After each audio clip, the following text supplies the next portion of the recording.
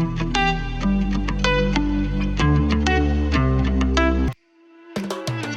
welcome back to another episode of the ECOMsquare Overshare podcast. We have an amazing guest for you guys today. I'm super excited for this conversation. Before I introduce our guest, Charlie, I do want to introduce another fresh face of the podcast, and that is my co-host for today, Vanessa. Vanessa is splitting time between Monday Creative, which is a creative agency in Vancouver you might have heard of, and she's just come on board to the ECOMsquare team as a marketer, event coordinator, office manager, all kinds of things. So I wanted to throw her into the deepest end I could find. So she started last week. This week, first thing on a Tuesday, she's on the pod. So welcome, Vanessa. Hi, I'm excited to be here. I'm a little bit nervous, not gonna lie. Thrilled to be here. Thank you. Perfect. Welcome. I'm sure you'll do great. Don't worry. I'm still nervous every time, so don't worry about it. And our amazing guest, we have Charlie Grinnell. He has spent a long time in the marketing industry. He's worked for companies like Arc'teryx, Red Bull, Aritzia. Might have heard of them, maybe not. A couple of niche brands or whatever. And he is currently the founder and CEO of RightMetric, which is a subscription service that gives marketers access to timely, insightful, and actionable marketing research so they can craft their strategies based on evidence, data-driven evidence. Correct? Correct. Beautiful. And so the reason Charlie's on this pod now is because he'll actually be coming into ECOMsquare on March 16th. We're going to have a panel discussion on marketing and data. So Charlie's going to be one of our expert panelists there. So if you are interested in what you hear today, we might not go as deep into the data today, save it for the panel, but you can get up close and personal with Charlie for a panel discussion on March 16th at ECOMsquare. So you can check out the show notes. I'll have links, etc. You'll probably see it. So to give us a little bit of structure, we'll keep it loose, pretty loose today. But to give us a bit of structure, I wanted to frame the conversation past, present, and future. So to kind of get to know each other a little bit, I want to start in the past. And I'm curious, what was it, Charlie, that got you into marketing in the first place? What was that spark? I always love to hear the spark that got people to start a business or start something. So what was it for you? Yeah, really good question. So first and foremost, thanks for having me. It's great to be with you. What kind of got me into marketing? I feel like every marketer has an unconventional path, right? Everyone will be like, it was weird. Like very rarely is it went to university, got a marketing degree and worked in marketing. I feel like that's quite a rare thing. For me, it was actually video production. And so I got my start. I was really interested in action sports as a kid growing up, mountain biking, skiing, snowboarding, skateboarding, that sort of thing. And so I originally got into marketing through video production. I was making videos, primarily action sport videos. And then that kind of branched out into other types of videos. So, could you do this corporate video for this brand or that sort of thing? And as I was kind of going through that video production process, all the stuff I was making wasn't ending up in a movie theater or on a DVD. It was ending up on the internet. And so I was like, I should probably learn this internet thing.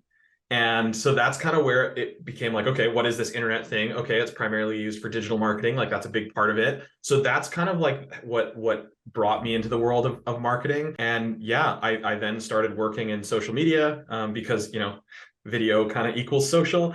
And then from there, that kind of spanned into like the greater digital marketing ecosystem. And then how that kind of progressed into what we do today with, analytics, research, insights. It was really getting an understanding of like, okay, if we're doing all this stuff as a brand, how do we know if it's working well or not? And that's where like measurement, analytics, research came in. So it's kind of just been this progression from creative to like overall marketing into like more measurement and strategy and that sort of thing. So that's kind of the narrative. The analogy that I always use is I started pulling the thread on the sweater, so to speak. It started with creative, and then next thing you know, a decade's gone by, and you're like, oh wow, that is not where I started, but kind of cool that I ended up here. So yeah, I think it's unique because I work primarily now on like the data or science side of things, but I got into it as a creative. Like I sat in a creative team in a marketing department for brands like Arc'teryx. So yeah, I very much kind of identify on both sides of that kind of like divide within marketing with like art and science, and you need both. But yeah, I'm always very quick to want to say that kind of backstory or my backstory to clients, because I know there can be that kind of polarizing divide where it's like, well, marketing needs to be creative. And then it's like, well, yeah, marketing does need to be creative, but it also needs to like drive business outcomes. It's so true. I don't know that there's that many jobs like that where you can be really like graphic design, copywriting, researching, crunching the data. It's like, it really is like the full curriculum within one role. Yeah. And it's, I think the other thing that I like is change, and how fast things change is something that I think attracted me to marketing. I think also with digital as a whole, specifically, how digital is starting to swallow up the world. That's such an interesting point if we zoom out in world history. Like imagine working in television production when the TV was invented. Like that's kind of like what we all are doing now with digital, right? Like if we think about it, really, yeah, you could say back in like the 90s and 2000s, like there was some digital stuff. I look at it as like iPhone. When the iPhone came out, that's like a big tipping point. And like I was 17 when the iPhone came out. And so like I remember getting my first iPhone and then like going through that, and now through like a business context, like being in that space in its infancy, because this thing is going to go on for, the rest of time. So yeah, that's kind of another thing that's like adjacent to marketing, is like the digital aspect and like how digital is kind of swallowing up the world. And marketing is obviously a big part of that, but that's another thing that draws me to it. Interesting. What about you, Vanessa? What got you in there? Yeah, I'm 27.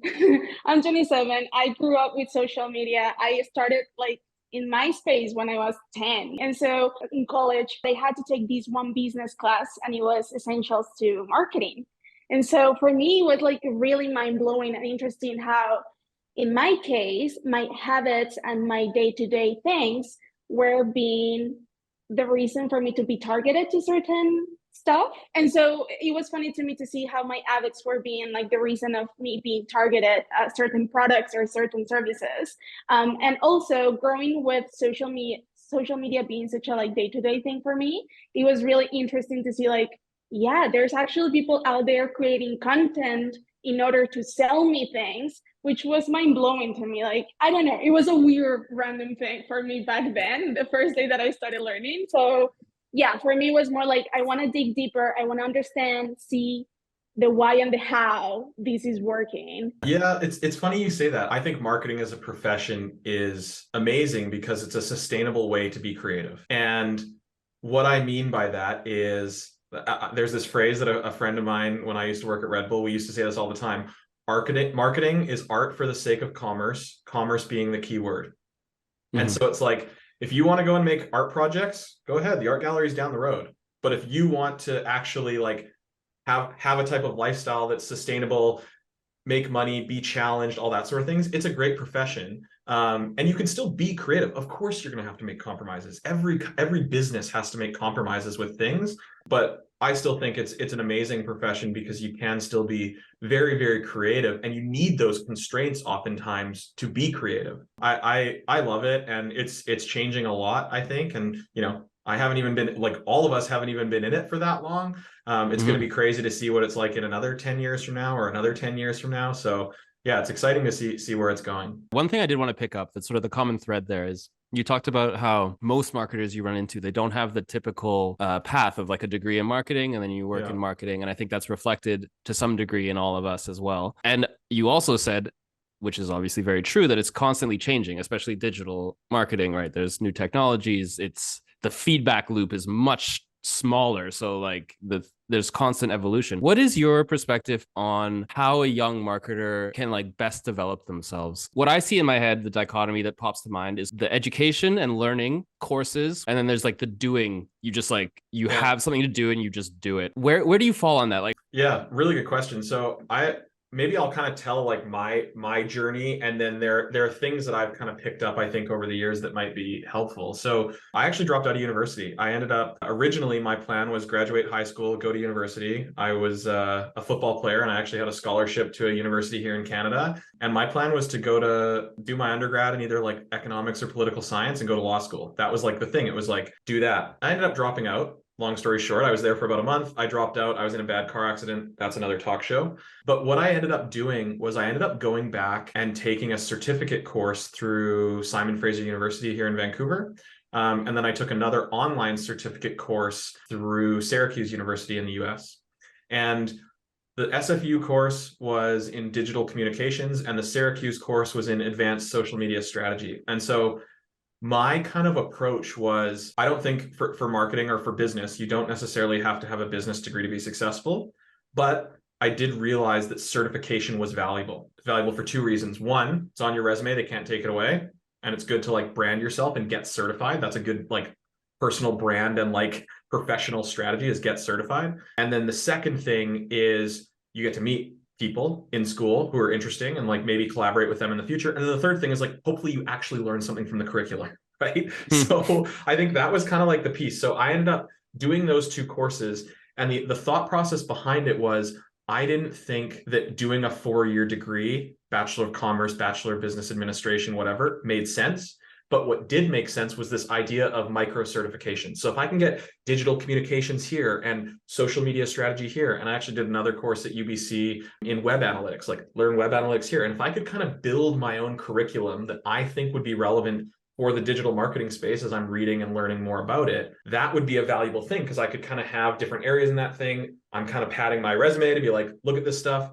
And I think we've seen the rise in this idea of micro certifications. Google's kind of rolled that out. We've seen, these kind of boot camp type things, like whether it's learn to code or 3-month intensive, get certified in digital marketing, whatever. You're starting to see this with Scott Galloway's company Section 4, where you're able to kind of get like an MBA education for, $80 a month instead of, 10 grand, or a course, whatever it is. So I think this concept of micro certifications is really, really smart. And yeah, I'm envious of kids coming out of high school now that can do that. If they're like, hey, I want to be a UX or a UI designer, there's a course you can take that's, 3 months, 6 months, or a year, and it's under $10,000, instead of being like, well, I got to go do my degree for 50 grand in the US, or however much it costs now. It's going to take me 4 years. The first 2.5, 3 years are going to be kind of general and like not really applicable, but like got to get a piece of paper. So that's kind of like the first piece. Is I think that certification makes sense. And I think we're very, very fortunate to have a broad range of different products there that are starting to grow. The second thing is doing the work and getting your hands dirty and kind of being obsessive about it. And so when I was working as a video editor at Arc'teryx, I knew that I wanted to go into digital marketing. So I was doing my video stuff, but I also started up accounts, dummy accounts, to practice posting stuff. And when I say practice posting stuff, what I mean by that is I'm not sitting there being like, this is how you write a post. It was more so like, how can I optimize the video that I'm making so that it looks great natively on Facebook, or looks great natively on Instagram? When Instagram introduced the swipe up, like, could I have a cool animation there that just felt like natively part of the platform, right? And so like, okay, when you're on your phone and you're swiping up, wouldn't it be cool if there was an animation right where that thumb thing was? So like running tests. And that was my first creative brain. But then also I'd be looking at, who are the leaders in the space? So, okay, I'd read an article about how Nike is doing this new cutting edge thing. Well, how's that working for them? I'd dig into it, see how many comments they're getting. Like I would obsess over it like a maniac. And I would also publish things to these pages that had no followers, just to see like, what would that look like? What were the mechanics of that? So that when my time came to like run an account, I wasn't like, well, shit, how do I post on Instagram? I've never done this before. So I think like that was another part of it, which like, it's not sexy. And I think like you can do that now in public, right? Like there are so many people who have side projects they build. Oh, this is my themed Instagram account where I post food pictures, or here's my blog about this or this. So I think back then I just was like, I just wanted to learn the raw technical mechanics of it, so that I could add value during my day job. And then like I just obsessed over it, read a ton, and kind of went from there. And I guess that's kind of like the third piece in terms of education is reading and talking to people. So I was very unapologetic in going out and wanting to meet people to learn about what they do, right? Like when I was 20 or 21, social media manager was like a relatively new title. So I would like message these people and be like, hey, I want to become a social media manager. Can I just I'll buy you a coffee and let me ask you some questions. That was literally it. And like, did it, and I actually had thoughtful questions. I wasn't like, hey, can I buy you a coffee? And they're like, yeah, sure. What? And I'm like, I don't know. Like I actually had things that I wanted to talk about and learn about, or share things that I've been reading or whatever. But I think those three things were really, really helpful in that time, and kind of helped me make up and compensate for the fact that I didn't have a degree. So it was just one of those things where that was the strategy early on. And then how that has progressed over time is this concept of continuously learning and reading. That's how you stay up to date. When things are changing, you just need to read a ton. So I spend a lot of my time reading. When I was at the brand side, I do that, and that's what I do now. Perfect. So you've transitioned us beautifully from the past into the present. Yeah. Not my intention, but we'll roll with it. Roll with it. So yeah, let's talk a little bit about RightMetric. What are you solving? What are you helping the people that come to you do? Yeah, so maybe I'll kind of zoom out a bit because the concept for the business started while I was working on the brand side of things, and my co-founder was actually working on the agency side. And so we kind of noticed that over the last decade, the kind of big story in business and specifically marketing is brands using their data to drive decisions. That's nothing new, right? Like, okay, data-driven marketing. Like, of course, people have kind of heard that. What we noticed was primarily brands would look at their own stuff. So they would look at how many people came to their website. They would look at how many people are on their newsletter, who follows them on social, what kind of content do they like, dislike, and that was kind of it. And so that's great. And that can help you answer types of questions like, where is our community? What do they like? What do they dislike? How do they behave? But that doesn't, we found that was like having one of your eyes covered. If you could have that information plus the information of how does your target audience behave, people who should be customers of your company but aren't yet, how do they behave? And then what activities are competitors doing to win over customers and drive awareness and do all those things? Those would be great inputs. Those three different buckets would be great inputs to help a strategist make a better decision for a business. What we found was that most marketers and strategists focus on that one area because getting those other two areas is a pain in the ass. There's so many different data sets out there. You need to pull all that stuff together in one place. You need to visualize it. You need to clean it. You need to organize it. And you need to put it together in a way that actually answers questions that are relevant to marketers. So that was kind of the idea for RightMetric as a business. And that's basically what we do now is most marketers have internal analytics teams to look at their own Google Analytics or, their own social analytics or their Shopify analytics, whatever it is. What we're able to do is kind of be that radar so that, hey, if you're looking at this stuff internally, here's everything externally in one place tailored to you. And so, yeah, the concept was behind this notion of, hey, we think that the internet is going to become more and more competitive. More people are spending more time online, which means more brands are going to spend more dollars online, which means competition is just going to go through the roof. And so we think that, arming yourself with the facts is important in making better decisions. And so, I've been reading a lot of different takes where, those things where it's like, don't follow your competitors, only look at your customers. I fundamentally think that's bad advice. That's like showing up to a chess match or a soccer match or anything and not knowing the plays that the other team runs. Yeah. You'd be stupid. You're going to lose. You're literally going to lose. And so for us, we look at it as like, hey, now that this stuff exists out there and you can see it, wouldn't you want that information to inform you? Like whether you do anything or not with it is like totally up to you. But it's like, if the information's there and available and there is some relevance to it, you should be using it. So that's kind of our thought process behind it. For sure. I think the grain of truth there is probably that you shouldn't be your competitors. Like your brand persona can't be an exact replica of theirs, absolutely. right? But like you said, it's just inputs, and then you need to know, and then you express it as your brand. But there's no harm in being very acutely aware of all that information. Exactly. And I think the big thing like that I always kind of harp on is like every marketer has a swipe file, right? And so swipe files are great, but I think the big thing that swipe files miss is the measurement piece. So, Vanessa might save something that she thinks looks awesome, and that's great, but did that perform well? Vanessa might think it was great, but like, did it actually drive a business outcome? Was it a good campaign or not? And it might be for visual inspiration or whatever, but I think that's the thing is like, we have the ability now as marketers to get an understanding, benchmark, and measure what's happening in our space, whether that's in audience behavior or competitor activity. And so that can be such a powerful tool of clarifying things in a sea of so many shiny objects in marketing, right? Like there's so many channels, as we've talked about, there's so much change. And so using these types of tools, whether that's looking at your existing customers, looking at target audiences, looking at competitors, those things can kind of help bring a lot of clarity to what you should actually be doing as a business based on where you're trying to go. 100%. I think like internally as well for the company, it helps so much to drive your action if you're set up to listen to the feedback of the data. Like I've had experiences working in really big brands that are not that digitally savvy, and you end up with sort of just a random executive is like, oh, I don't like that because reasons. And like, it's just so frustrating. What's interesting about that, like I have a bit of a story, and I know that I have a personal experience of this, and I feel like there are many marketers listening who have a personal experience about this. they'll get an article forwarded to them that has some, quite frankly, bullshit headline with a paragraph saying, what are we doing about this? What's our strategy for this? And it's like an 100%. Adweek article that says like 80% of teens in the US are on Snapchat. And then they're like, well, and your brand might not be on Snapchat. And it's like, well, what are we doing about our Snapchat strategy? And it's like, okay, you click through, you read the article, you realize that they surveyed 500 teens in the US, and you're like, huh, okay.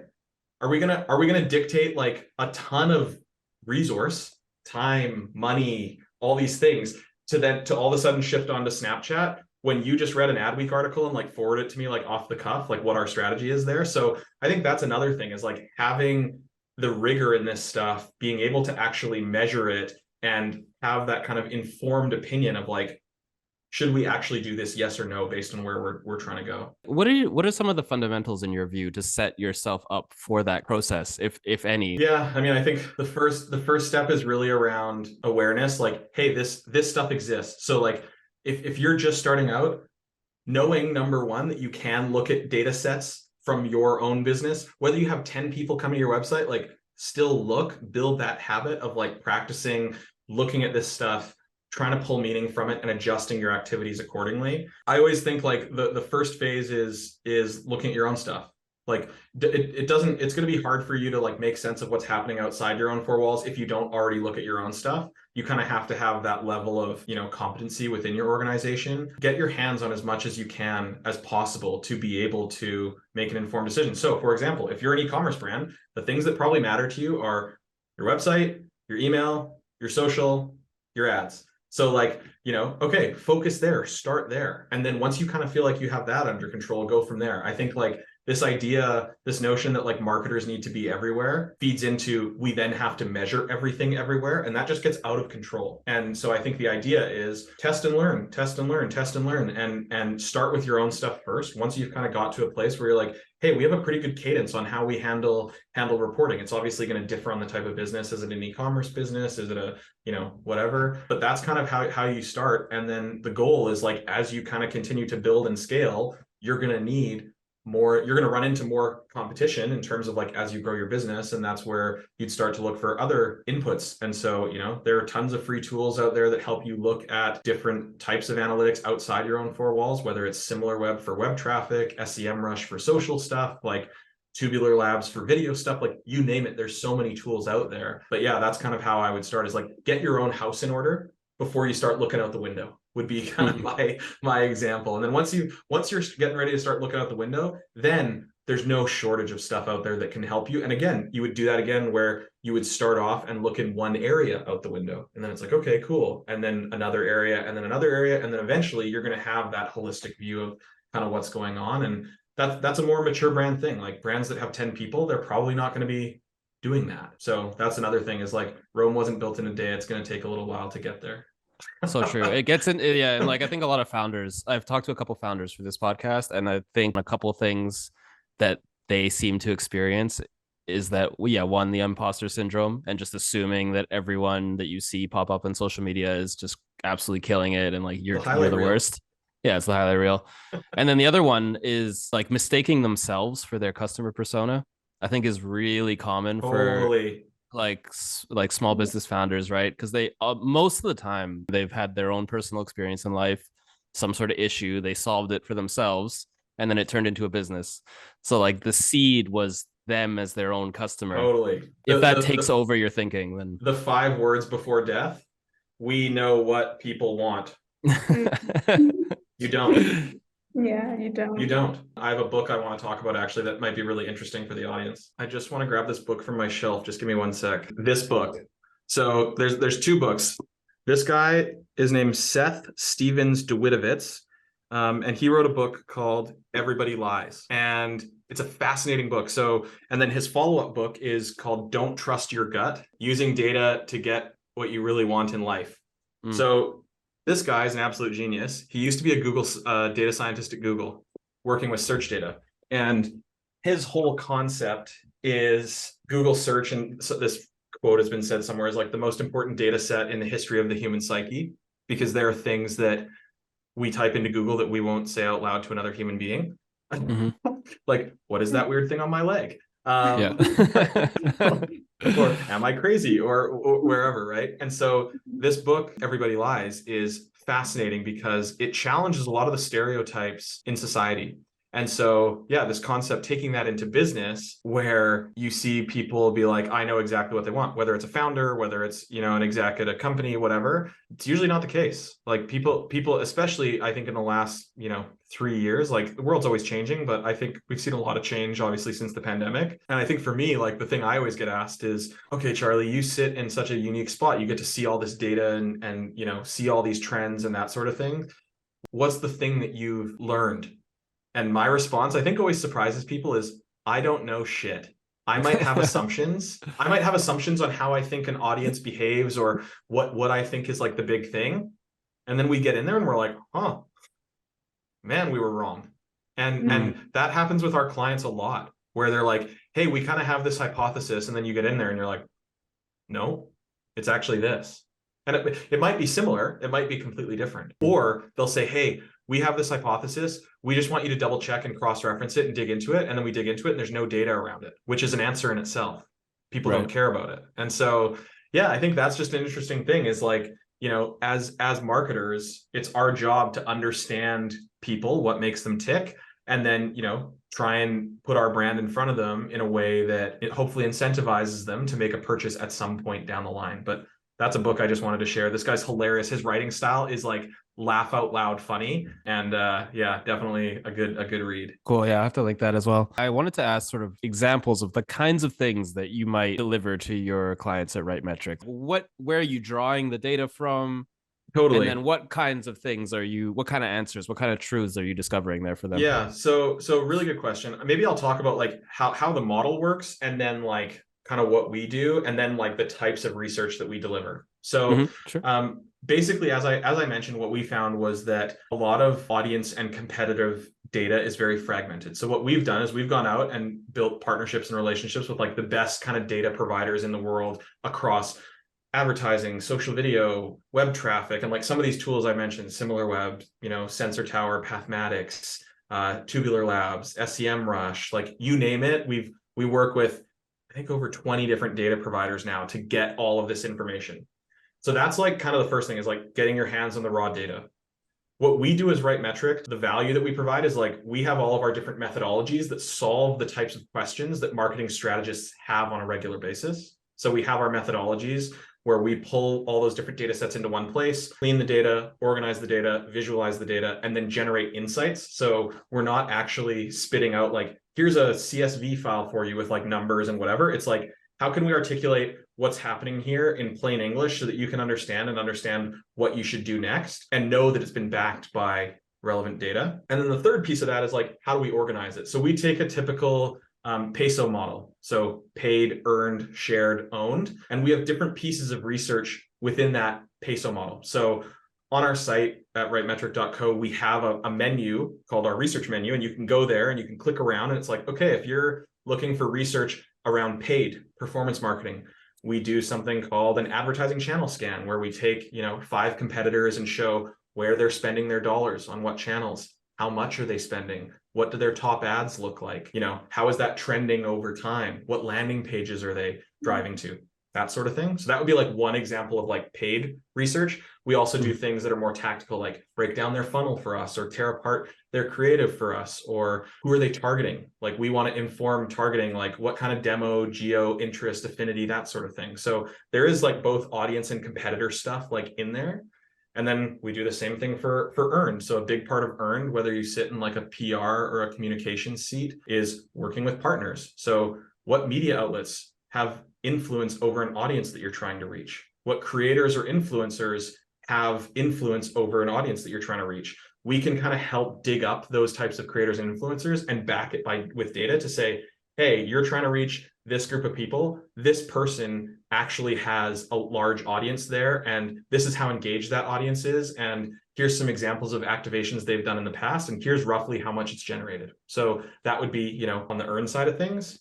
Then as we get into shared social, a big part of social is content, obviously. And so being able to get an understanding of what type of content should we be creating, and we have a really interesting methodology that allows us to pull in content that is being consumed by an audience. So whether it's being created by your brand, another brand, an influencer, a creator, or an individual, we can pull all that into one place and show like, hey, these types of content themes tend to overperform.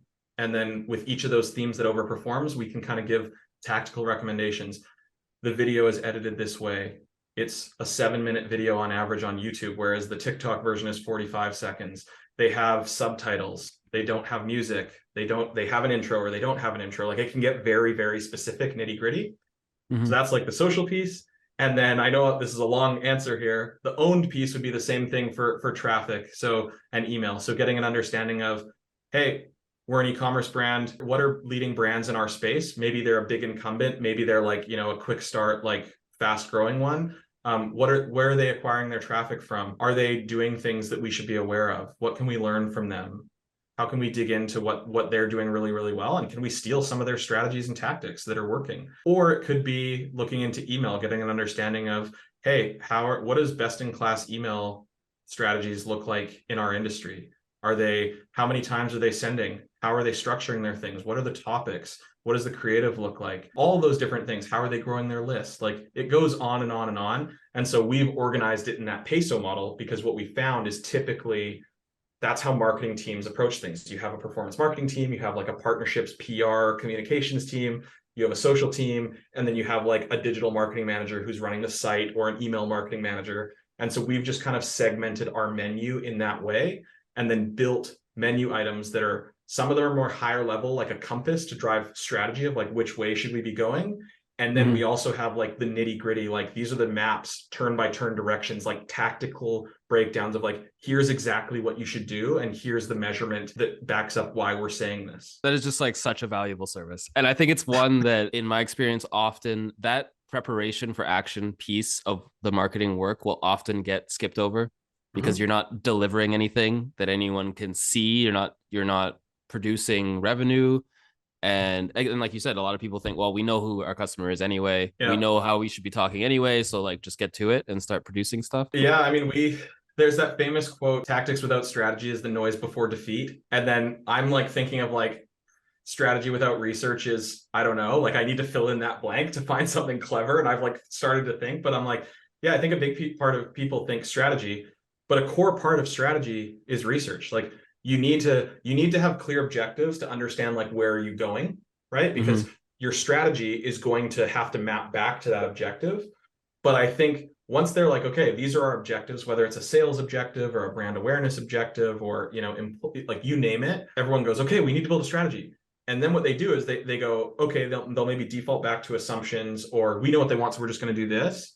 And they don't actually take the time to look. And I think like, yeah, not looking before you leap is insane. It's just bad business. And especially when there's so many things out there that you can see that will actually help drive clarity around the activities and decisions that you're going to make. I don't know. Right. Like if you're in charge of a marketing budget, and especially now, I think this is going to be interesting with where the economy is going. Marketing is going to go under the microscope. And guess what? The C-suite is going to pull out their chainsaw, and guess who's first up? Marketing. The alphabet starts with M, not A.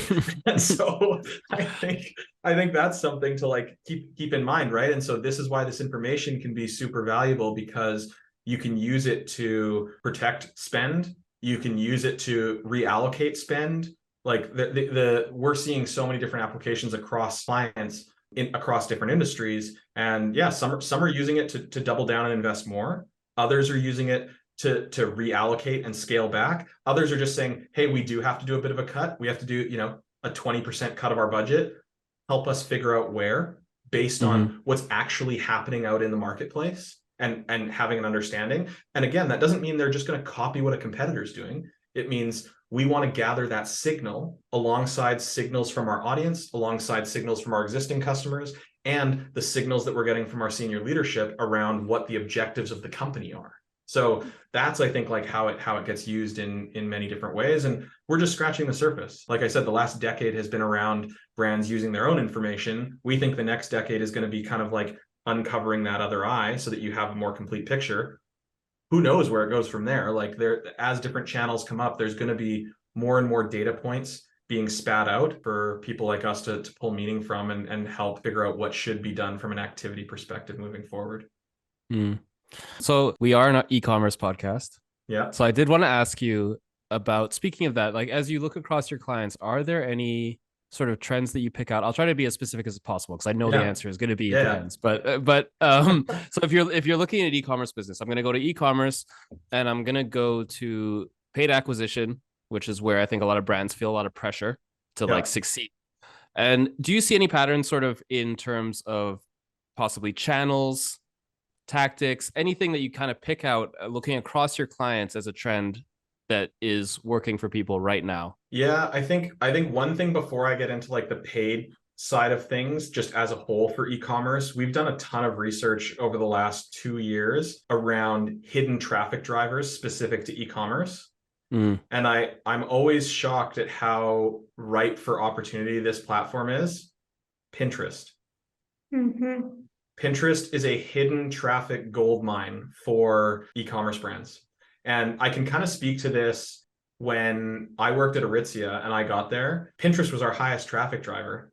I think when I got there, we hadn't posted on Pinterest in 3 months. And so it's this idea of like treating Pinterest like a search engine. And so oftentimes low-hanging fruit for Pinterest is I'm just like, oh my gosh, take your product catalog and chuck it on there. You'll be surprised in 3, 4, 5, 6 months. It might be like, oh, all of a sudden Pinterest is doing, 1,000 visits, depending on the size of you, 1,000 visits, 5,000 visits, 10,000 visits. Like it'll do a 10 to 20% of your social traffic for that month organically. And then on top of that, like I think there's an opportunity to run paid there because it's such a unique instance in that it sits within social, but it functions like a search engine. And the people that go there have really, really high intent. So that's, I think, one that I'm always calling out. And we've done research for huge global consumer brands that sell products on the internet.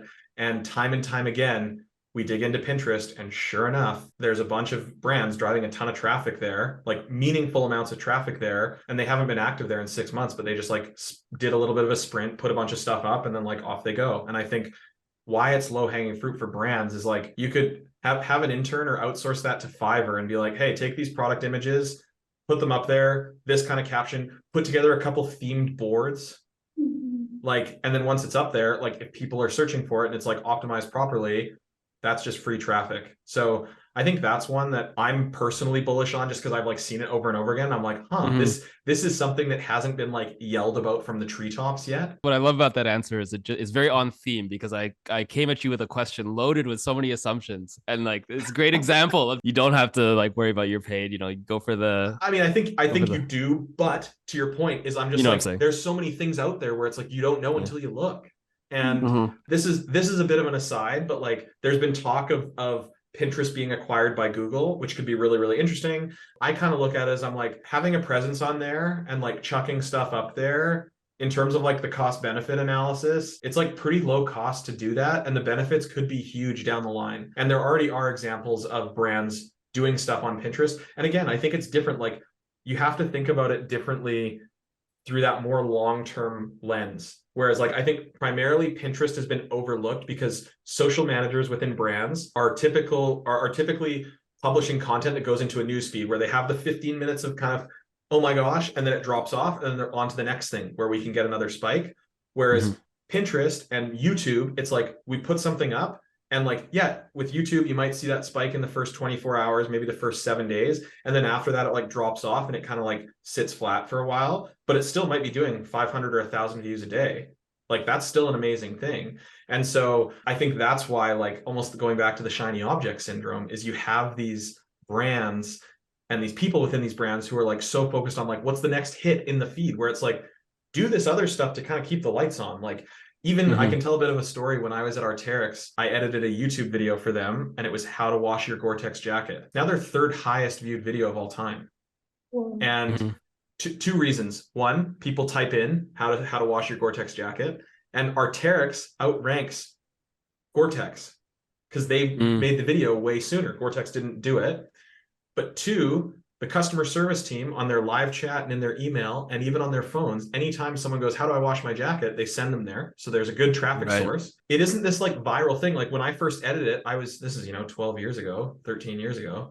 I was like a shithead 20-year-old kid who wanted to edit like the cool action sport video of like the athlete going down the cliff and whatever. And so I remember Devin, the head of customer service, came and said, "Hey, we're going to do a video. It's going to be how to wash your Gore-Tex." And I was like, uh-huh. And I like completely rolled my eyes, was like, yawn, this is boring. Sure enough, it's one of the biggest videos I've ever made. It's interesting because it is based on like that sort of thing where, and that video will still do 200, 500 views a day today. What a great investment back then in brand, but also in traffic. And so I think Pinterest is kind of like a similar thing. I know that was an off-topic answer, but I'm kind of like, that's one that stands out to me. I think the paid stuff, like there's so many things that depend on the business. And yeah, I think we're starting to see a lot more chatter around this idea of like brand first performance marketing. And, you know, you're starting to see a lot of chatter about some of the best performance marketing agencies in the world are talking about like, that is the way forward. The day of like sticking $1 into Facebook and getting 5 out, like that is over. So how are you diversifying your approach with your performance marketing to provide pay to put content that isn't necessarily focused around conversion in front of people to get them to spend time with your brand with the goal of like, hopefully you can bring them further down the funnel later on in a way that isn't spammy or shitty, and then convert them. So I think like that's an overall theme that we're seeing with advertisers is they're starting to diversify with that. And they're kind of more optimizing, like, how can we have a conversation with our customer and use paid to get in front of them in a way that isn't, hey, buy now. Yeah. Do you think that that's a function of human behavior as it relates to social media or privacy updates? Or like, you know, like where does that, yeah. Probably both. I mean, I think, you know, the privacy conversation is an interesting one because we say one thing and we do the other as humans. So, you know, how many people did you know that when there was like hashtag boycott Facebook or delete Facebook, where they were like, see you later, Facebook, catch me on Instagram. And you're just like, oh my gosh, you don't even know. Yeah. That where there's kind of that. But I think the other thing, if we think about this at a macro level, is we as humans love personalization and we love convenience, right? So we love that, you know, on the Starbucks app, they know what we want. We like that when we're on Netflix, they show us shows after we've watched, you know, White Lotus, they're going to show us something else that is similar and we're going to get pulled in. We like that. The problem is that you need data points to create that personalization and that experience. I know the people who are like hyper, you know, privacy sensitive folks would say, okay, we need balance. I agree. I think we do need balance. I don't know what exactly that balance looks like. I'm not qualified to talk about that because like I'm not that guy. But what I think is that consumers need to be comfortable with some level of data collection in order to be able to have the types of experiences that they have shown that they like through their actions, not what they say. And then the second thing is businesses are going to need those data points to be able to provide that and not be kind of, you know, roasted publicly about that. And then, yeah, it needs to be done in a way that's protected. So who knows where that goes, but I think that's something where, yeah, we're going to continue to love personalization and reinforce that we're okay with that. Whether that's what we say, that's what we're doing. There's hopefully going to be thoughtful regulation around that. And yeah, I still think there's enough information out there to strike a balance. Like the stuff that Facebook has done, like everyone in the performance marketing world is like, oh my gosh, like it's chaos. And it's like, well, yeah, it's kind of like investing. You probably should have diversified. Like running Facebook ads shouldn't have been your marketing strategy. The tide went out and you got caught with your pants down. Sorry, like that's why you should diversify. I still think that there's a ton of information out there that can be used for marketers to help inform decision making. So yeah, Facebook back in the day, good times. That's how I got my start running Facebook ads, like part-time at a company I was working for, and it was just so easy. It was like, I mean, it's similar to Google back in the day, right? Like, like remember, you could send an email. I think Gary Vee or someone's like, back in 2008, I could send an email and get an 80% open rate, and it's like, yeah, and then it got saturated, and that's not the case. It's the same thing. It's like things are changing. You were going to have to adapt, and like today it's TikTok, tomorrow could be, you know, next thing X. Like it just they come and go, and so that's why I think one of the things that I'm constantly preaching to our clients is diversification, and how can you have a presence on these third-party channels, you know, social channels, search engines, that sort of thing, while also building an experience on your own platforms, email list, app, website, that gives people a reason to go there. Because you need to play the game. You need to do both, right? Like you need to show up on those platforms.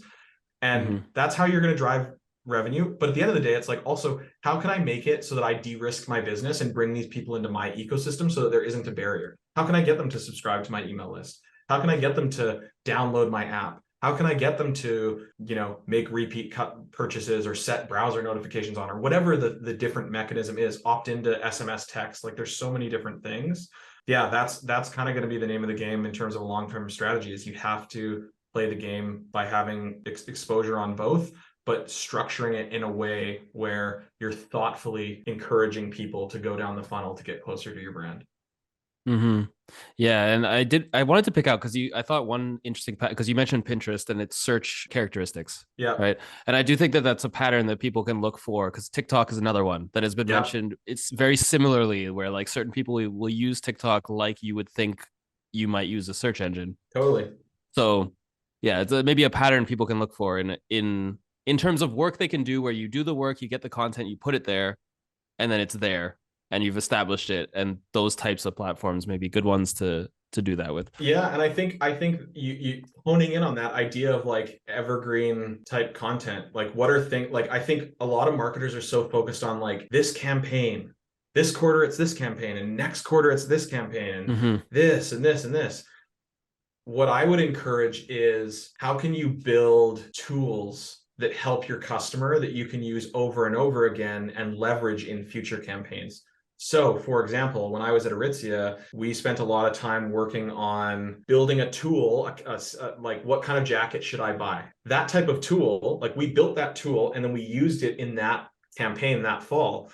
But then guess what? That doesn't go away. We can use it the next year and the next year and the next year. And as we were adding new colors and SKUs, this choose your own adventure thing was a valuable piece. We see this a lot in the financial services space. Wealth Simple with like a retirement calculator, or a mortgage calculator, like these types of tools, or a tax calculator, right? Tax time comes every year. We rally around that. There are things that different businesses can build where it's like, oh, this would help our customer choose. And this is better than working with big influencer X on this one TikTok campaign that's going to be here for 2 weeks and no one's ever going to talk about ever again. Like, how are you thinking more longer term and building infrastructure that can be used on a regular basis? And yeah, that's why I think search is a part of that. It's going to be interesting, your comment about TikTok, how that progresses. We're seeing, that comment, there was some headline about Google search execs. They've done some study and they're like, hey, 40% of Gen Z is using TikTok to search things. I just read an article last night on Wired that it talks about someone using TikTok as a search engine for a week, and like it worked for some things, but it really didn't work for other things. So clearly there's some work to be done there. And yeah, it's interesting. You kind of have this, I think it's a two-headed race between TikTok and YouTube Shorts. I think like those two are neck and neck. And I'm actually going to do a post on LinkedIn next week about this, where I think Shorts could be the dark horse to upend TikTok. And 100%. I think they have so many things going for them. Like if they pay, obviously you make a lot more money as a creator on YouTube in general. So if they can bring that over to Shorts, and then at some point the government might just step in and win it for them. Yeah, maybe that. Like here's my take. So I think YouTube has like 2.6 billion monthly active users. TikTok, I think publicly has said a billion. Privately, I think they're saying they're close to 1.6 billion. So YouTube still has 1 billion users more. Now, TikTok has shown insane growth, but YouTube Shorts is also showing big growth in terms of upload and views. Here's where it's interesting. You have TikTok, a social platform, kind of marching towards search, and you have YouTube, a search platform, marching towards social. So it's kind of like one's going bottom up, one's going top down. Who's going to win the race? Where I think this gets really interesting is it easier for TikTok to go into search, or is it easier for YouTube to go into social? I think it's actually easier for YouTube to go into social, because they have all that search data, which can be so valuable to replicate a TikTok-like algorithm to create a great social experience. And then on top of that, TikTok search isn't as good as Google search, whereas they could literally flip a switch and all of a sudden there's shorts on the search engine results page for Google. And so I'm like, TikTok doesn't have that. So it's going to just be interesting to see how this plays out. There's so many other factors. Instagram is like way out in left field. Who knows? Like, there's still a big thing. Don't get me wrong. You still have to show up there. But I think like the real kind of short form video war in my mind is it's a 2-horse race between those two. And I think TikTok came out to an early lead. I think YouTube Shorts could be the dark horse. Yeah, I'm like mind blown. I didn't even think of it like that way. This is actually really cool. I don't even have words. I don't know what to say. I'm like, yeah, he broke the code, I guess. Great. Do you see any other emerging? I think like we're in the age of short video. Yeah. Right. The conversation we're having. Do you think that is sort of like where we're at for the next whatever? There's other forms of content, obviously. Do you think that like short form video is sort of where we're at? Well, so I wouldn't actually go as far and say that short form video is like where we're at. I would say it's a part of where we're at.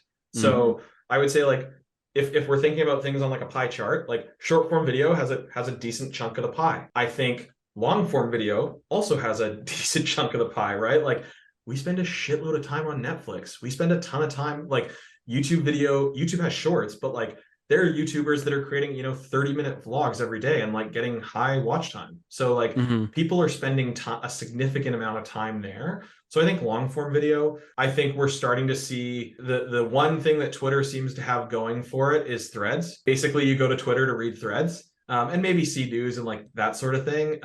So that's kind of like this idea of kind of like skimming reading is, I think, an interesting thing. So yeah, I don't know. I think it depends obviously on the industry, but I think like, yeah, if I was going to break it down, like those are kind of the big areas. So like people are spending time with long form content. People are spending time with serialized content. People are spending time with short form content. So it's kind of a mixed bag. I don't really foresee any new entrants into the market for the next little while, right? Like, a lot of people are talking about Mastodon and Be Real and like that sort of stuff. And like, we get questions from clients about that and we look into the data and we're like, 10,000 times or 100,000 times smaller than this. Yeah, they're there, but like, do you need to be there? Don't know. So yeah, but I think the name of the game, like the advice that we're giving to our clients is using this time to really go back to that strategy that I explained, where it was like, you have to be on these third-party platforms, but how are you also doubling down on owned? Because I think a lot of people got burned with like the Facebook ad stuff. And I think that's, you stuck the fork in the socket and you got zapped and you don't like it. And so they're like, okay, how can I make sure that never happens again? And a big part of that is thinking about how you build out, a more robust, more complete, more holistic ecosystem for people. And maybe they'll only ever follow you on Instagram, and that's fine. But like, how can you set up easy pathways for them to also subscribe to your newsletter, download your app, be on your site, that sort of thing? And I don't think that's anything new. I just think recent events and, marketing kind of going under the microscope is going to accelerate the importance of that on people's to-do lists. Yeah, like a bit of a return to fundamentals after right? I think so. Interesting. I really got to stop loading my questions with assumptions because it just makes me sound stupid. And I don't mean to call you out, but I'm just kind of more so like, hey, it's big, it's good. But it's not like, I'm like, we look at the data of like people spending time on long form stuff and you're like, well, that's big too. And you see these kind of clickbaity headlines where it's like short form video is the future. And you're like, okay, well, you're also the same person that sat and watched White Lotus last night for 3 hours on your couch. So like, is short, like, No, I'm happy to be the guinea pig, the illustrative. I'm happy to illustrate because they're not even my assumptions. That's a stupid thing. It's like I don't even have that assumption. It's just like built into my question. But it's kind of cool. I like that you can see how that happens so easily and like how the value of having the clarity of mind to like instantly cut it off. Yeah, totally. Mm-hmm. I was gonna say that for me, it's the question that I have right now is, we saw how TikTok became the big TikTok because of the pandemic, of course, like people's routines were completely different, drastically changed overnight. And so a platform like TikTok come in and it's, of course, it kind of fills a hole that was all of a sudden there, And so I have this kind of feeling that actually I don't know, you're the data guy here, but I feel like now that we're starting to get busier again and that our routines are starting to change, I have a feeling that like TikTok or streaming platforms are actually gonna go down a little bit. It's probably just a perspective, like probably I'm just talking for myself, but I feel like the big the increase of the engagement was more because of that kind of social change. I think we're seeing in the data that things are kind of going back to pre-pandemic levels. So, you know, when you look at time spent, that sort of thing, like you're seeing that across the board. Like, you know, everyone thought COVID was going to kill retail and like e-commerce is the future. Well, yeah, e-commerce has grown, but it hasn't killed retail, right? And like same thing with not to pile on here, but like same thing with Peloton and like connected fitness. It was like gyms are dead, and it's like, well, some gyms are still like are back to pre-pandemic, and like people like that kind of sense of community, and like Peloton was way overvalued and like is a shell of its former self. So I think it depends, but I think absolutely there are going to be some pockets of behaviors that will stick. So like remote work, what we're doing right now, like this has stuck. There are probably some people, I haven't looked into it, but like this is my personal kind of assumption, is like getting their grocery delivers. Like that delivery grocery spiked huge during the pandemic. And there are probably some people that are like, hey, you know what? I'll pay the $5 to get it delivered because like I don't want to walk through a grocery store ever again. Maybe that's my personal bias. I can't stand going to the grocery store. But yeah, so I think we're going to see these things, little pockets in different industries where it's like, was that a trend or was that like a habit change that is now like sticking? And again, I don't think it's going to be this drastic, like they don't do that, but it's like, hey, this used to be kind of 50-50 and now it's 70-30 or 80-20 where we see this type of behavior. But it is going to be like a nuanced case by case basis. For sure. And my personal theory is that I think the way I see it is it's not so much that if we take e-commerce and retail as an example, it's not so much that e-commerce rose and now retail is down and they're completely separate things. For me, the real result was that e-commerce rose during the pandemic, and then the pandemic ended. And now what has happened is not so much that retail has replaced it or e-commerce has replaced retail, but the relationship between the two has become more linked. Like the year that we spent super e-commerce focused, there's certain aspects of that experience that people like that are valuable to the brands, right? The retail experience, obviously, there's certain aspects that are valuable that the brand values, that the customer values. And I think there's just like a greater awareness of how those two things can meld together. I completely agree. I think the future is what it is highlighted is the power of omnichannel, right? Like bridging the gap between clicks and bricks. And, you know, some of the things where it's like, can we use digital tech to bridge the gap between the physical and the digital world? So things like buy online, pick up in store, or, you know, all these types of things, even from a distribution or supply chain side of things, like, and what I didn't realize before I worked at Aritzia is like how much of a heavy lift that is from an infrastructure perspective. So for example, let's say I want to buy a super puff jacket for my girlfriend. I go online and I'm like, oh, I live in a part of Vancouver. I'm like, oh, the store near me has one. Even just being able to see what the stock is, like that's a big lift. But if it was like, can I pay online here and pick it up in that store? The stuff that needs to happen behind the scenes to do that at scale is like insane. And so like, that's something where it's going to create a better overall experience for us. And that goes back to what I said earlier, where it's like, you need those data points to build that experience.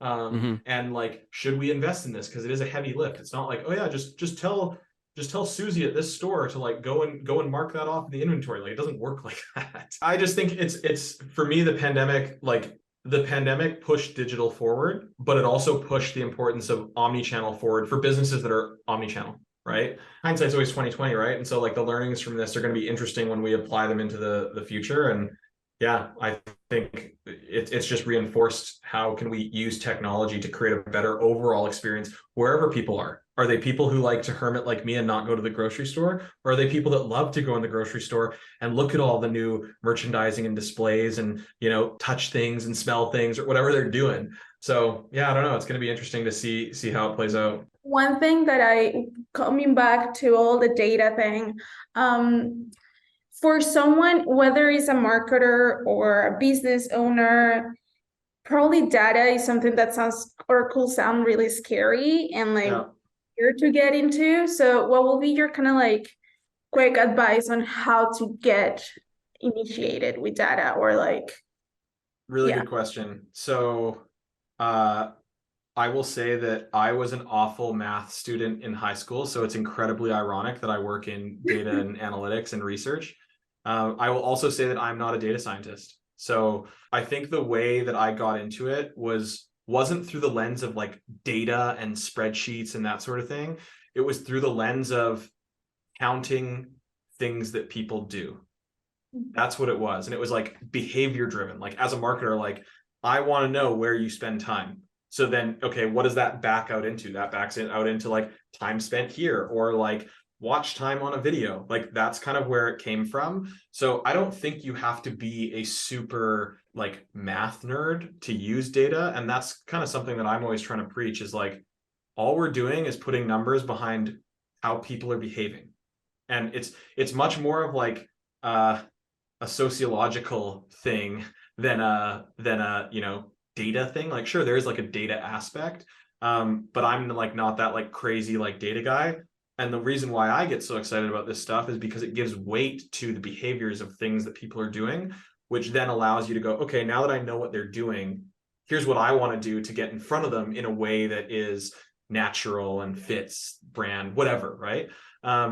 So yeah, I think that there is a lot of, it can be a really intimidating topic, but that's, I think, the way that you approach it. And yeah, ask questions. Like everyone's starting out somewhere. So definitely ask questions, talk to people about it, and you're always going to learn, right? Like it's something, again, as we've talked about how change is always going to happen. We're going to see that there's going to be more, as software continues to eat the world, as digital eats the world. I almost use a Pac-Man analogy here. So software is eating the world. It's going to continue to eat things and spit out data points on the back end. And we as marketers or different finance people or whoever are going to be able to count those data points and pull meaning from those. So I think the idea of like growing your competence in looking at data to help pull meaning from is a useful skill. Whether that's data storytelling, whether that's just knowing enough to be dangerous. I think that's something that's hyper relevant. And that's some advice that I give to, our employees and people that ask me about, a career in marketing, is how can you get a broad understanding of everything and kind of know enough to be dangerous in most areas, and then double down on 2 areas and be like an expert. Because I think like doubling down in one area, that's fine, but doubling down in 2 areas and being like, I'm really good at these 2 things, putting those 2 things together makes you stand out uniquely. But I think data isn't going anywhere. Neither is insights and research. It's always going to be something that is important to help businesses make decisions across the board. So yeah, that's kind of how I would approach it. Do you have any specific, I know that you own a tool for this, for data. 20 tools.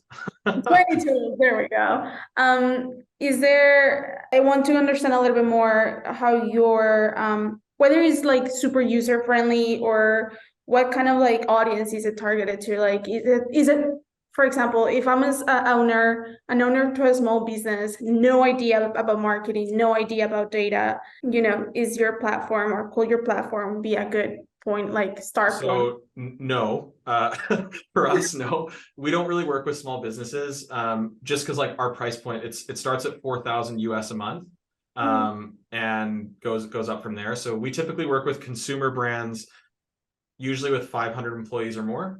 And then on the agency side of things, agencies usually are like 50 people or more. However, in terms of tools, I think it depends. So like, how difficult are the different data tools to use? It depends on the different area of marketing, right? Is it a social tool? Is it a paid tool? Is it an email tool? Is it a web tool? I think like some of the tools that I said, SimilarWeb, like there's a free version on the web. You can type in a website and see how much traffic it's getting. SEMrush, I think, is quite affordable. I forget how much it is a month, but maybe it's, $100 a month, that sort of thing. How we differ from that is we do all of that for you. So instead of you having to go buy the tools and then sit down and do the analysis and then like figure out what's actually happening, we handle that. So you come to us with a question, we've gone out, we've got all the data. And so it's kind of like that last mile. And so some businesses a lot of businesses don't have that built out in their organization. And so they use us for that. So yeah, it's just more so like we're a consolidator. We're taking this stuff, pulling it together in one place, and outputting it in a way that we know that marketers like to consume information when they're trying to build strategy. So, but yeah, I think on some of the tools, SimilarWeb, like I said, the free one, SEMrush is another one that's free. Yeah, there's like, you name it, there's dozens of tools out there. Social Blade, like I could go on and on and on. They all have various different kind of levels in terms of how much you pay, and then also have access to different types of data sets. Our team obviously pays a bunch to be able to access everything because we need everything for the way that we put things together. But there's still amazing things that can be learned and gleaned from these different tools. Yeah. What I would say to like a business owner who maybe has no idea about data, they're getting into it, is to like ask a good question first. Like what Totally. do you actually want to learn? And then you can literally just Google that question, that specific question, and you'll find advice and tools and stuff. Because I think like you're not gonna just like sit in the glow of data and it's just gonna like tell you things. Like right? It's You gotta not gonna like find you. The insight's not gonna come up and like smack you. yeah. So like what are you trying to find out? From good questions. You're bang on. And that's why we've actually formed our research menu in questions. Like, what are you trying to solve for? Is it content strategy? Is it channel strategy? Is it who should we partner with? Like, it's all through the lens of a question, because you need to answer those questions in order to build your strategy. And so that's why we built everything that's question based, and kind of done it that way, because that's how you kind of like eliminate the like intimidation of data. It's like, you have a question, we're going to answer it, and we're going to use data to back up the answer. So and make sure you get somewhere useful as well. Like exactly, because like if you might look at the data and find out, I don't know, whatever, people go to this certain blog's page and they spend 5 minutes there, and that's a minute longer than the other ones, and maybe that's useful, maybe it's not. But if you don't have that question going in, you're just going to get random facts that don't support anything. And we've covered the present, we've covered the past, now we're going into the future. So we're going to kind of switch gears pretty drastically here. But I have a bit of a pet topic, I guess, that I'm really interested to hear what you guys think. It is connected to e-commerce, but tangentially, it's a little bit more in the tech space. So basically what I want to hear about is the huge topic right now on LinkedIn, especially within working communities, and maybe even more particularly within marketing communities. I think based on the type of work that marketers do, you cannot escape ChatGPT and visual image generating AI. It's everywhere. Like, what's your ChatGPT strategy? Here's how I use ChatGPT. First of all, what's your sort of perspective there? As someone who, I know you're not doing the execution now, but you have been in that place. What's your perspective on your prediction on sort of the role of those kind of tools within marketing teams moving forward? Yeah, so I think it depends. And there's a couple things that I want to touch on. So number one, I think the first thing to acknowledge is how fascinating the uptick has been in this. It's crazy. And I think I heard a stat, I'm going to butcher it, but it's something along the lines of, I think it took Instagram 100 days to get to 1 million users. It took TikTok 75 days to get to 1 million users. It took ChatGPT 5 days to get to 1 million users. So like, that's pretty insane. And I think where people go, oh, well, Instagram and TikTok are massive, so therefore this is going to be massive, they like transfer that kind of like expectation. So I think it's going to be an incredible tool for businesses. The asterisk though is that like the hyperbole in the headlines that we're seeing, where it's like humans are being replaced, I think is bullshit. I think we're still going to need smart people in any industry using this stuff to drive it and guide it, much like a pilot flies a plane, right? Like most commercial flights are kind of now flying on autopilot, but they have a pilot sitting there because you need that.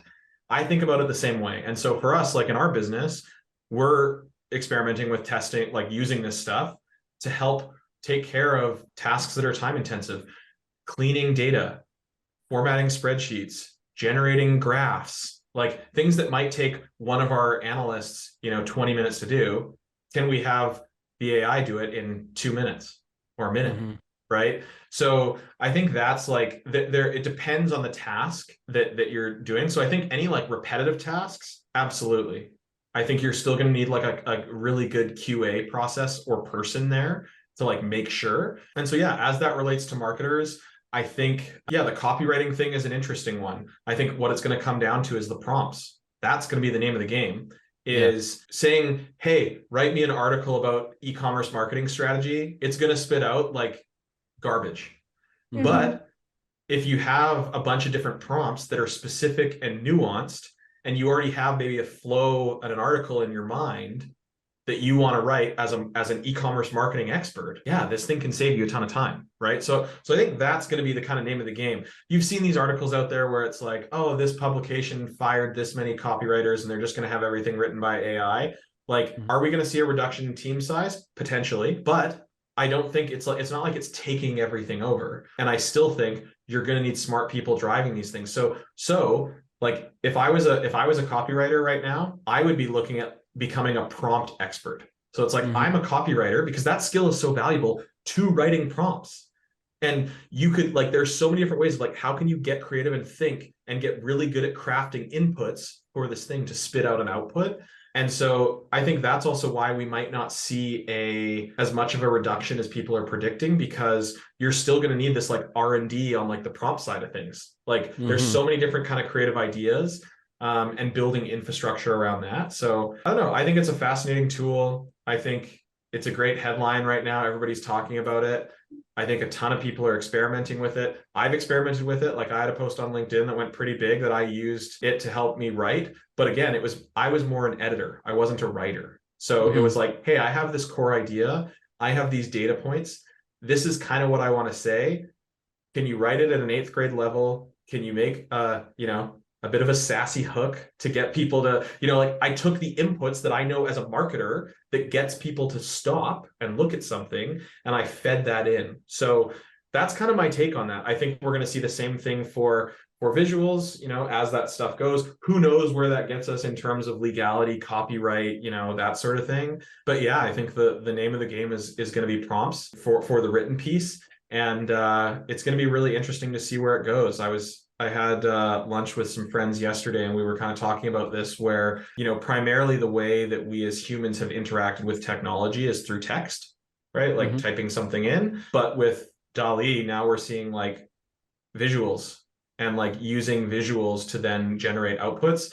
That's going to be really interesting, whether it's visual search with Google, whether it's visual creation tools with all these different things.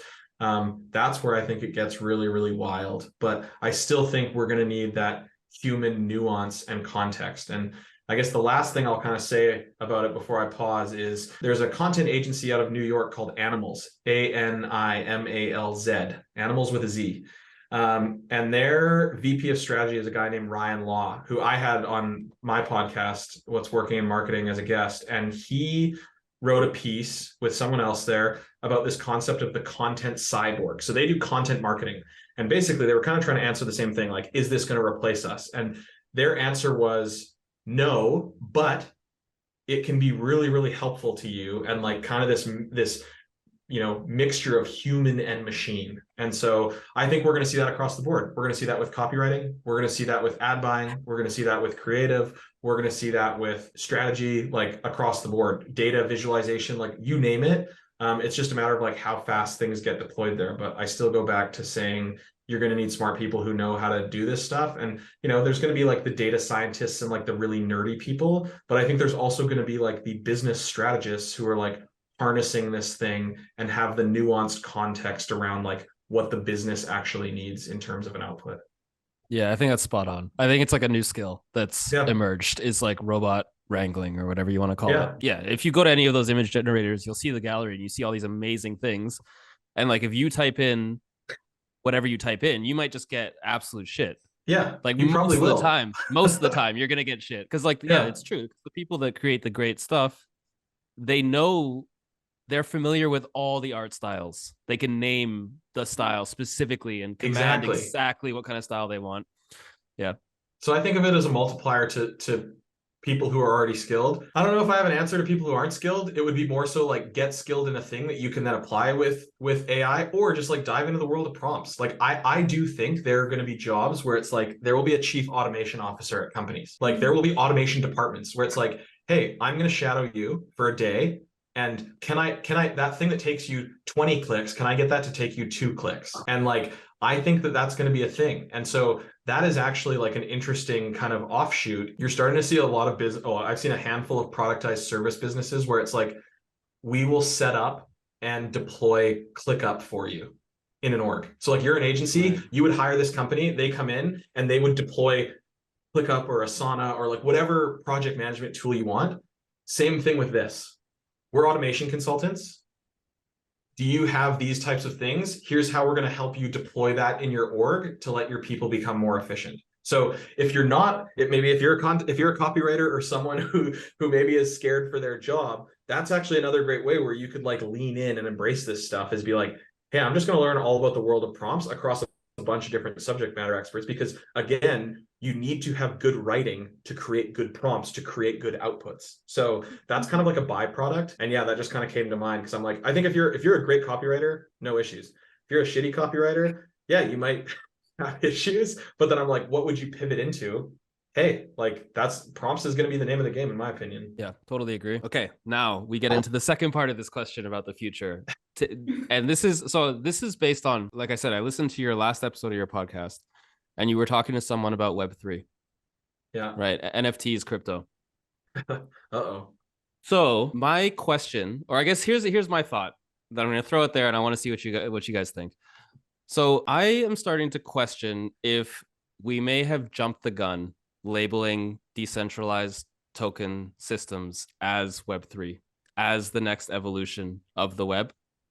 And I think ChatGPT and the rapid adoption of it perhaps lends some strength to that argument, because like you said, if you look at the adoption of users, like you said, super rapid adoption. If you look at Web 2, when the internet moved from read only to read write, right? So that term is coined in 1999. 4 years later, MySpace is launched. A year after that, Facebook is launched. Those immediately take off in terms of wide scale adoption. We're over a decade past the release of Bitcoin. And I think we're still kind of struggling to find ways for this thing to be adopted and useful for a lot of people. And I think especially lately, the space has just been flooded with Ponzi schemes, scams, and projects that don't require the blockchain to function for their users. Like you could just set up a page with a password and it would be the same, or like have a Discord server, which. So yeah, that's sort of my question, is like, what's your view on that? Is the Web3 thing, have we mislabeled?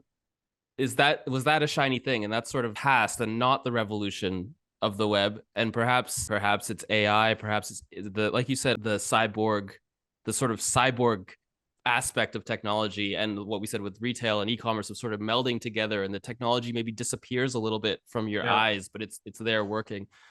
So yeah, what do you think? What's your view on that? So I have a bunch of takes on this. So I think in my opinion, Web3 was overblown. I think Web3 is an underlying technology that's going to be used moving forward, similar to file servers or two-factor authentication. Like it'll be a thing that's there, but like we're not gonna. It's going to exist in the future. It's going to power things. Some people are going to make huge money on it, but it's going to be like, it's like the person who patented downloading a song digitally. Like that person's going to make a bunch of money. We all do it now, but like I think it's just going to be this underlying tech that's there. So that's, I think, number one, is like, it's cool that it's happening, but yeah, I think for the vast majority of people, like it's going to be something that supports their experience. Sure, there are going to be some tech companies that make a bunch of cash doing it, but like, I don't know, assume you are not that person, politely. And so, yeah, I don't know. In terms of like the whole like crypto kind of like NFT decentralization conversation, I'm a big Scott Galloway fan. He wrote a great piece about this, which I'll drop into the chat here in a sec. It's just called Web3, but you can include this in the show notes. And one of the things that he called out that I thought was so interesting, and this is like his rant, like he's very anti Web3 and thinks it's basically bullshit, like the narrative. And I'll quote him here. So he goes, what is Web3? Web3 is a decentralized version of the internet where platforms and apps are built and owned by users. Unlike Web 2, the current web, which is dominated by centralized platforms such as Google, Apple, and Facebook, Web3 will use blockchain, crypto, and NFTs to transfer power back to the internet community. Then he goes on to say, but does the music match the words? The advertised decentralization of power out of the hands of the few has, in fact, been a re-centralization of power to the hands of the fewer. The top 9% of accounts hold 80% of the $41 billion market value of NFTs on the Ethereum blockchain. Bitcoin is even more centralized. The top 2% of accounts own 95% of the $800 billion supply of Bitcoin. And 0.1% of Bitcoin miners are responsible for half of all mining output. So it's just really interesting where it's like everyone talks about decentralization, but it just doesn't, any data point that you look at hasn't really pointed to that. And there's tons of stats in this article that he's pulled where he's going, you know, the amount of fraud claims has like exploded through the roof. And so is this a solution that's looking for a problem? And I think like that's kind of my take on it, is I'm like, there's probably going to be something down the line. And like, you've kind of heard some things like, oh, maybe for smart contracts or that sort of thing. Sure. But is that going to be like this huge thing that we all freak out about? No, it's an application. There's probably a business there, but like, it's not going to fundamentally like change the world like crazy. So yeah, that's kind of my take on that. I think like the AI thing, I think Web3 was more of a head fake to you know, to get people excited about things. Whereas I think AI is like real because it's a solution that has a bunch of different problems that are right in front of everybody's faces right now.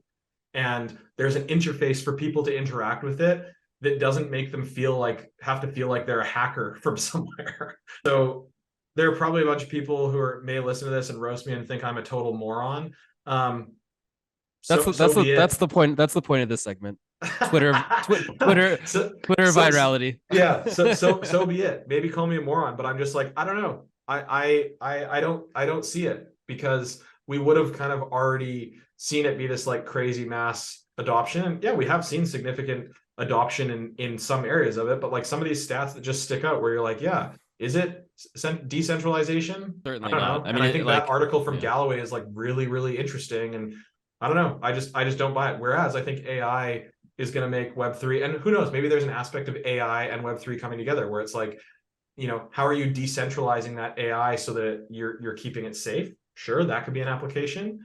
I don't know how that would work, because that's another thing with AI is like the computing power necessary to do a lot of the stuff that we want AI to do is so big. So how are you spreading that out over an ecosystem where that it becomes sustainable? Because like, you know, some of these compute like OpenAI's server bills must be out of control.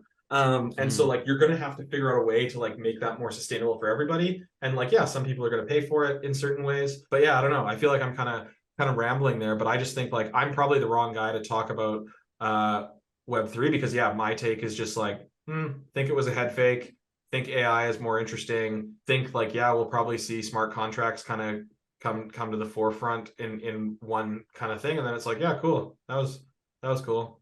On we go. Yeah, just like, what's your NFT strategy? All those posts have just completely replaced by like, here's how I use ChatGPT. And and I think what's interesting too, like to call that out and like bring that back to like marketers. So like we have clients that are sitting internally being like, we are tasked with building our metaverse strategy. Rightfully so. I think they need to have like, it's more so like an insurance policy though. So I look at it as like, okay, if you're Nike, you probably want to own the trademarks to Nike and the copyright to Nike in the metaverse. So like go through that process and like do that to cover your butt. Whether that becomes like a thing that we all end up doing or not, like it's like how Apple will file patents for certain things. Whether they actually build that thing or not, it's like it's an IP land grab. I think that makes sense. I actually advise all of our clients with social platforms to do that. Anytime a new social platform comes up, get the username. I do that for 100%. Myself. Get the username. One day I'm gonna get Haruki somewhere.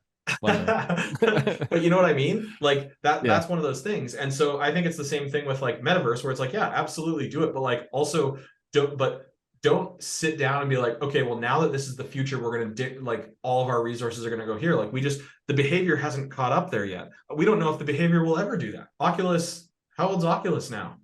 Like, I don't know, talk about like, yeah, there are going to be some uses in education, I think. Who knows? It's going to be interesting to see like, what is the portal that we go through? I think that's going to be interesting, right? Is like, we've seen Google Glass, we've seen Snapchat with their spectacles. Apple's apparently coming out with a heads-up display. Like, let's see where it goes. I don't know. I heard an interesting take about like metaverse and AI and wearables that I would be curious for both of your reaction on, was that the gateway to AI and metaverse could be through AirPods. And the idea behind it is like, you already have that device in hundreds of millions of people's ears. And you already have smart assistants that you can talk to.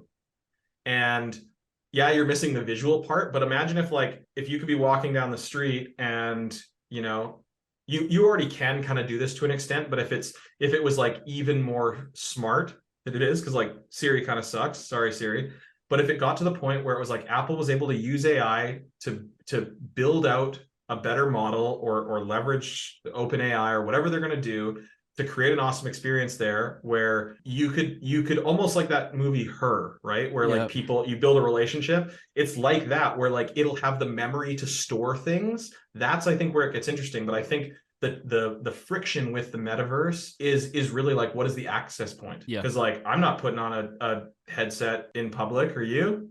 No, I don't think the visual aspect is going to happen until contact lenses, which I know that they are also working on. We'll all happily wear AirPods.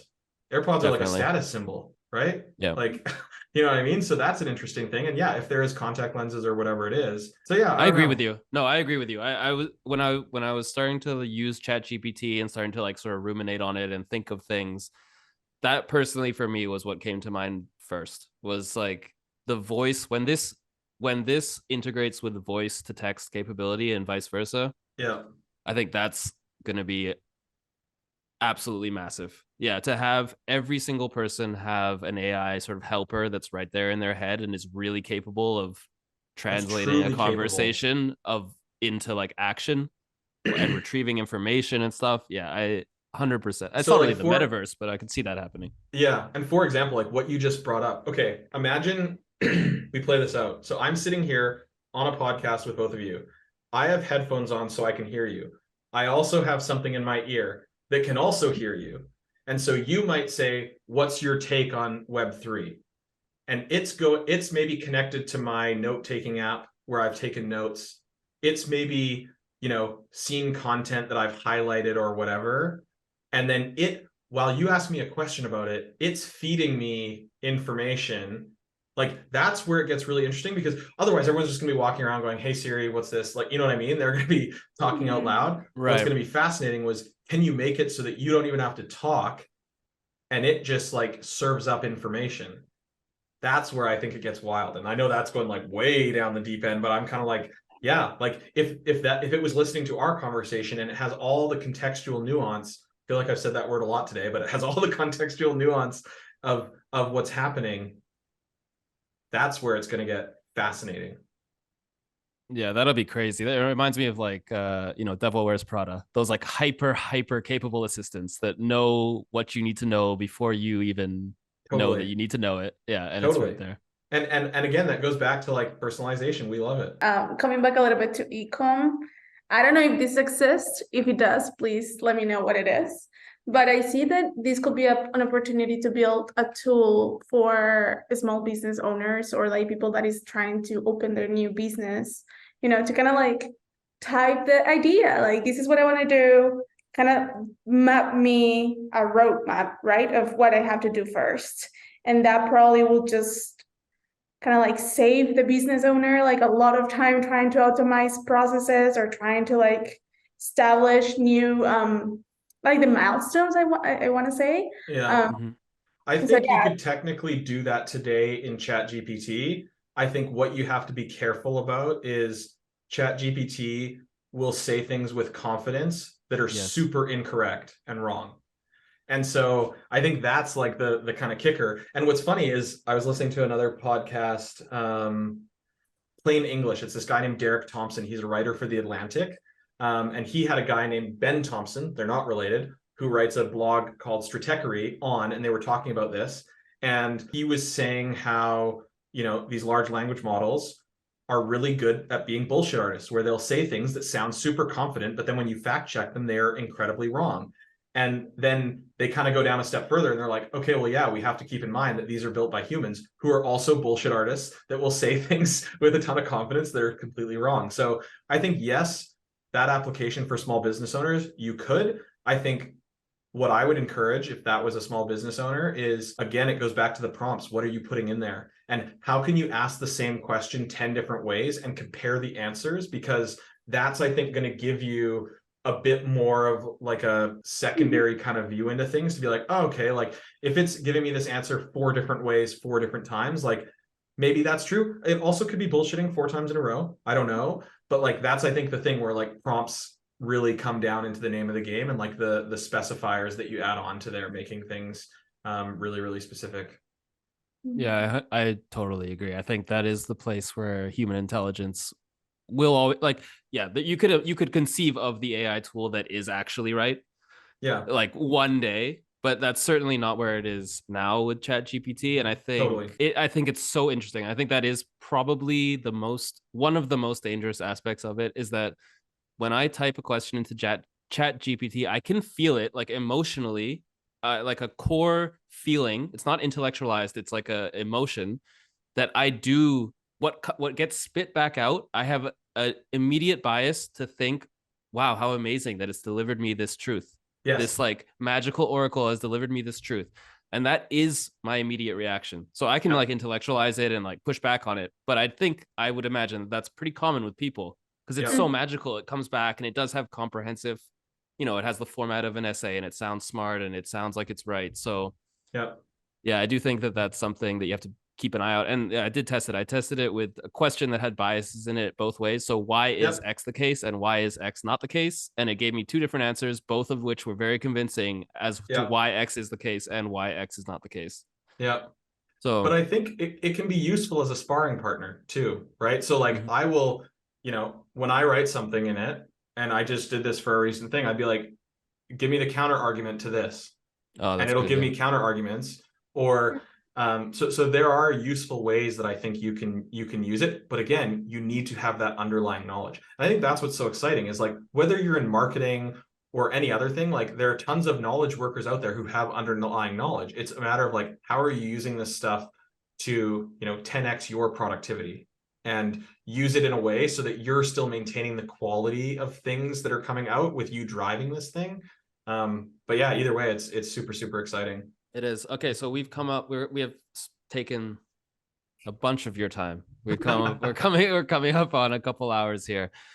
And so I just wanted to take the time now to say thank you very much, Charlie, for coming on, welcome. Spending the time with us. It was amazing to talk to you about all these, we went in all kinds of directions and it was super interesting. And yeah, just to reiterate for people listening, if you are interested in your business's data and how you can collect it, analyze it, and use it effectively, Charlie will be joining us at ECOMsquare on March 16th for a panel discussion and workshop. There'll be Q&A. There'll be a little bit of networking, so you can meet him. He'll be speaking on topics. You can ask your questions, and yeah, should be a good one on March 16th at ECOMsquare. So keep an eye out for tickets for that. And yeah, thanks a lot, Charlie. Hey, thanks very much for having me.